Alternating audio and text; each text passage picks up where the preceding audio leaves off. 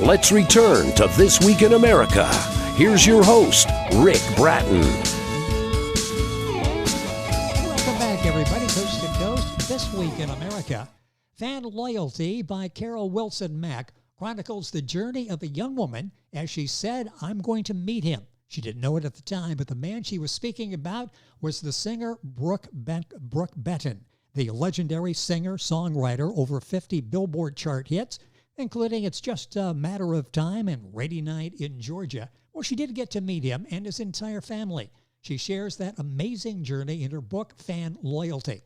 It reminds us how important words are. Lets us know that words we choose create a world. It challenges us to embrace and learn from the things that unfold in our lives.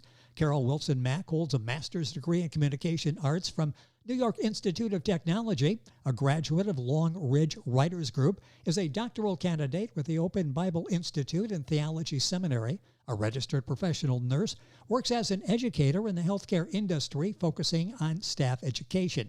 She's the author of several stage scripts that have been produced in Baldwin, New York, Newark, New Jersey, New York City, and the Bronx. She's written a movie script with plans for production, and she's produced several CDs, one of gospel music and one poetry, where she reads the words of poet-writer George Edward Tate. Carol was writer and artistic director for the award-winning television show Woman of the Week, which highlighted ordinary women doing extraordinary things. The show aired on cable for more than 10 years. Carol Wilson Mack, author of Fan Loyalty, a tribute to the late Brook Benton, our guest on This Week in America. Hi, Carol. Welcome to the program. Great to have you with us. Thank you, Rick. Thank you for having me. I'm delighted to be with you. Well, it is our pleasure, and I'm looking forward to talking about the book Fan Loyalty and so much of your career. It's an amazing career that you've had. What genre would you put this in? Fan Loyalty. If people are looking for this book, where would they look? What genre would you fit this in? I think it's probably an inspirational, maybe also religion, because it does include scripture, but basically inspirational. Yeah, I think that's good. If I was thinking about that, it's like that's where I would put it if you were asking me exactly where it would go. But it really crosses a number of different genres. It's a remarkable story that Carol tells in the book, Fan Loyalty. The book available a number of places, and I'll give you Carol's website as we go through the program here. Who is the target audience for this? As you're reading the book, you're thinking, boy, there's a little something here for everybody, isn't there? I think so.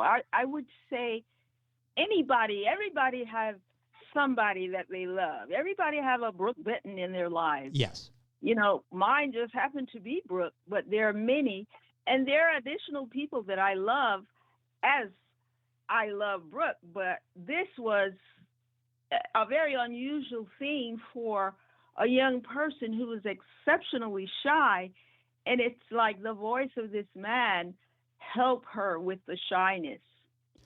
What was the impact on you as you went through this and to get over the shyness and to actually contact him, and the impact in writing this book and telling your story to others?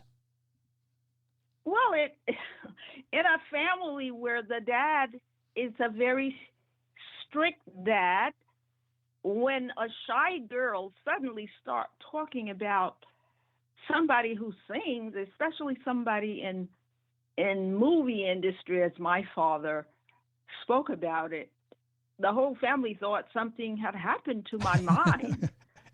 They didn't understand what I was feeling, but the connection was so strong, I just couldn't control it. I had everybody in the family listening for a voice that they had never heard based only on how I described it. I said to my sister, it's soft and it's this.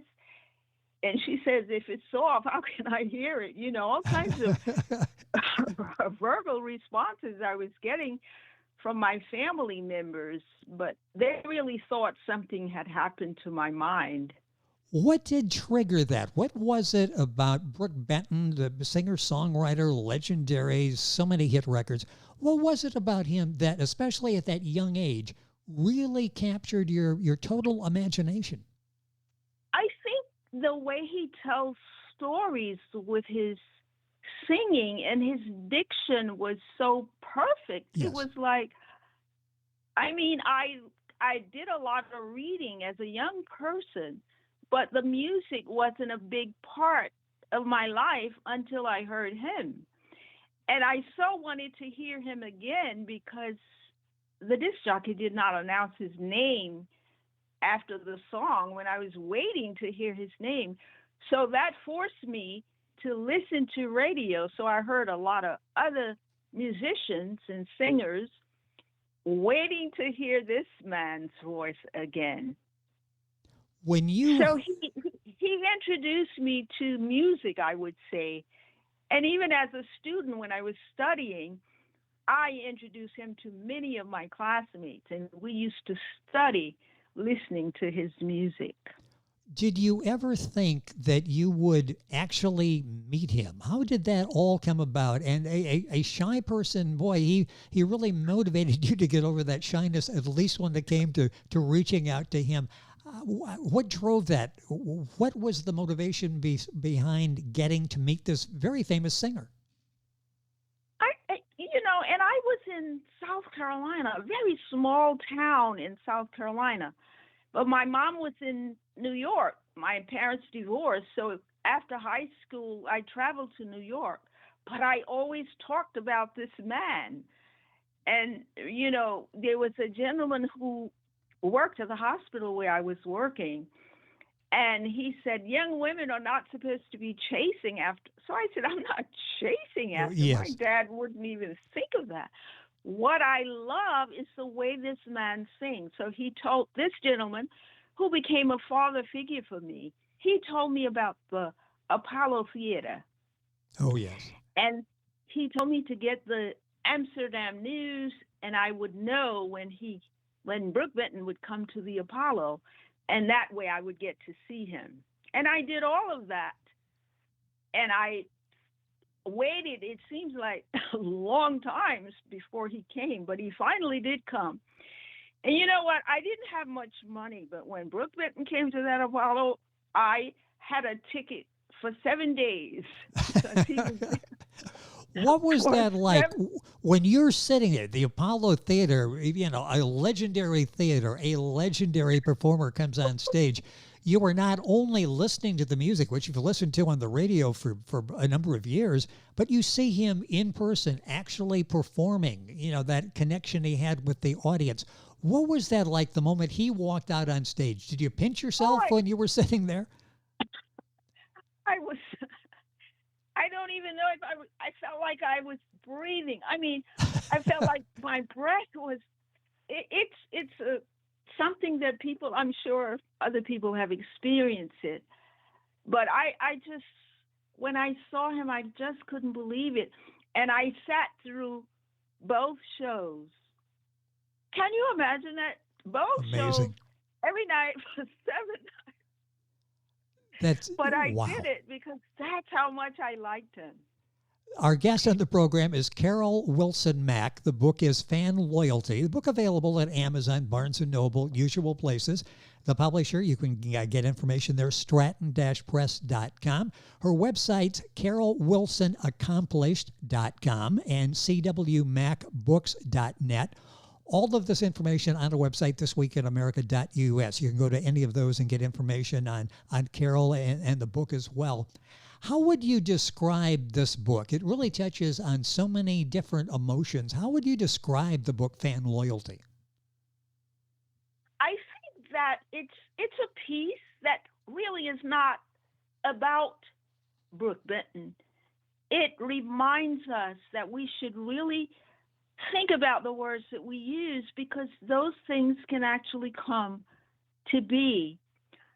And I kept talking about this man while I was at work. And one day, this woman said, my children plays with his nieces. And I was stopped in my tracks because I knew that was another connection. And I asked her, would she introduce me to her children? She introduced me to her children. Her children introduced me to Brook's nieces. The nieces introduced me to their mothers. Each of the young women had different mothers, both Brook's sisters. And they took me to the Apollo with them, and they took me backstage to meet him. So if you keep saying something, it's going to unfold in your life. It's amazing how everything sort of fit together, that you engineered it and everything fit together. You had a chance to meet him. Often we have people that we really admire and we get to meet them and we're disappointed in ways. It sounds like that was not the case in meeting Brook. What was that like when you finally got to meet him? Oh my goodness. He extended, his sister said, they called him Ben because his birth name was Benjamin P.A. Ben, if you ever had a fan, this is one, he said. He said, is that right? And he extended his hand. And Rick, I shook his hand so hard. I didn't even realize that I was still holding on to his hand. And I shook his hand so hard until his cufflinks fell out. Cufflink fell on the floor, and then everybody started looking for this cufflink, which was something good for me because I was happy the cufflink fell, because otherwise I didn't even realize I was still holding on to his hand. What an amazing story. It all comes to life in Carol's book, Fan Loyalty. Book available wherever books are sold. I'll mention again before we conclude the conversation, Carol's websites, and we've got it on the video of the YouTube video of our interview, and we'll have it on our website as well. What do you hope the takeaway is? There's so many lessons in fan loyalty. It's the story of you and your fascination and with Brook Benton and being able to finally meet him. But there's so many layers to this. What do you hope the takeaway is from people reading Fan Loyalty? Just hope they'll just be conscious of the words that they're using in their interaction with other people, and always choosing positive things as opposed to something negative. We sometimes say, I heard a young woman say one time, I'm going to kill my husband. And I said, oh, please don't say that. And she was like, I'm not going to kill him. I said, I don't really know that, because you never know. You never know. If you keep saying something, you never know. I have an example of words that you can say can unfold and will unfold in your life.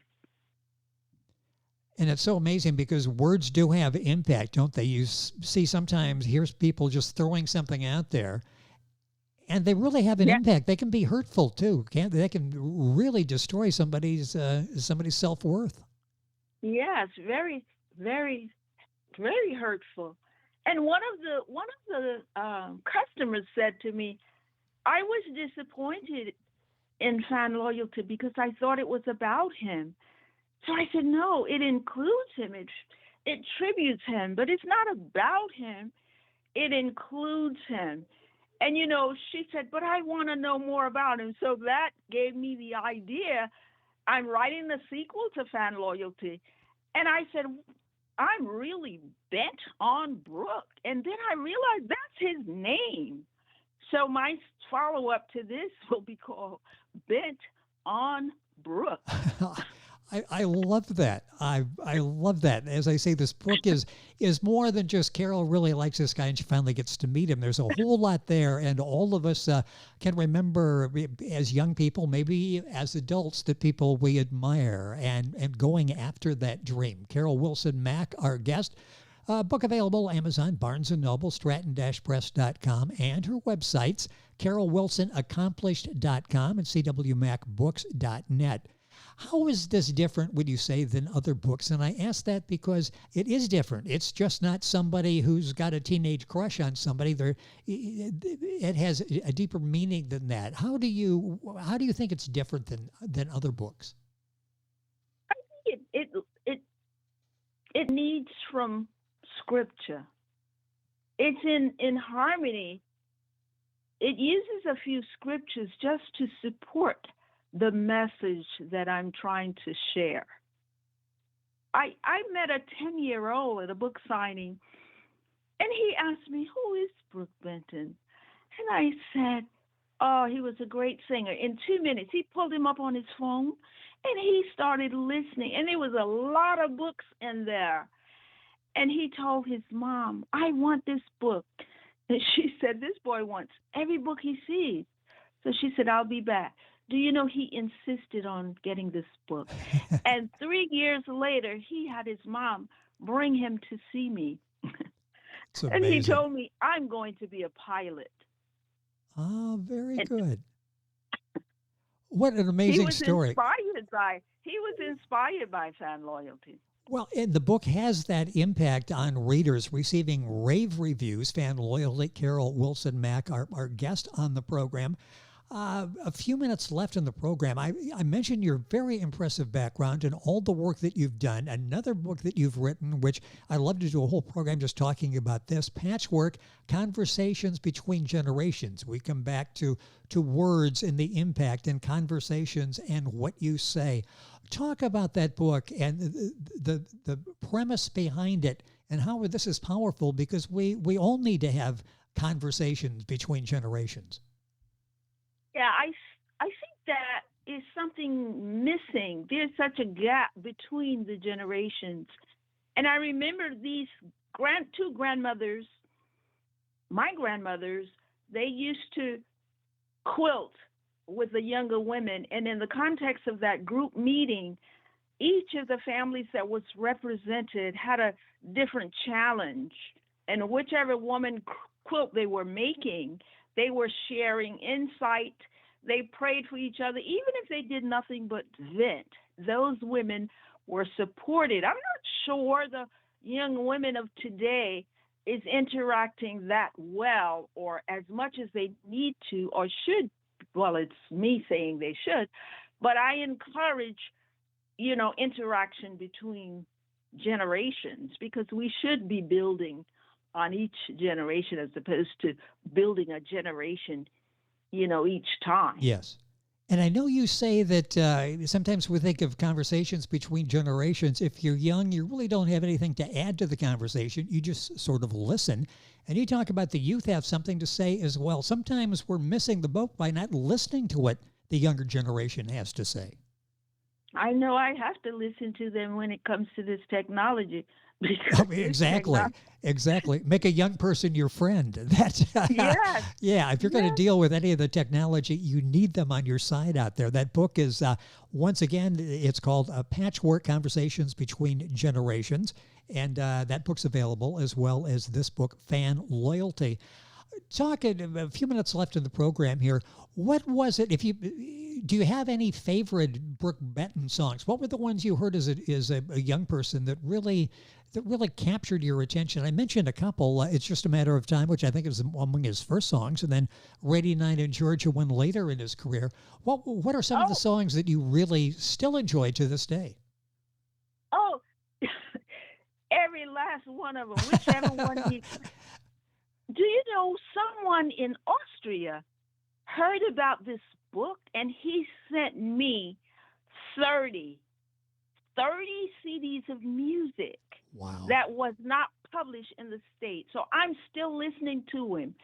And I remember saying, why didn't Brook sing Silent Night? So this man sent me Silent Night. I have so many. Well, they're not new, but they're new to me. Oh, yes. And you know what? I just connected with one of his children, and he is telling me there's so many songs that Brook wrote that was never published. So he is connected with me now, and we're writing. We have a Brook Benton Facebook page with fans. We wrote letters trying to get him into Rhythm and Blues Hall of Fame. He was nominated, but I guess not enough people knew to vote him. But I wrote a letter every other day. I was mailing letters to the Rhythm and Blues Hall of Fame. I had so many written in case I just wanted to keep them going. So now we have to start the process all over again. But I'll do that. I have persistence. What is it? Yes, yes, it sounds like it. If anything, you are persistent in following through on something that is worthy. What is the Facebook page again? Brook Benton Fans. Very simple to remember. And just if you Google it and you go to iTunes or go to YouTube, you'll be able to listen to some of the music. And suddenly you realize this guy's the real deal. It died way too young, didn't he? I think it was like 1988. He was only in his mid-50s at the time. Yeah, he was just 56. It's just, and the music still lives on, and you can listen to it by going to the internet and finding the music there.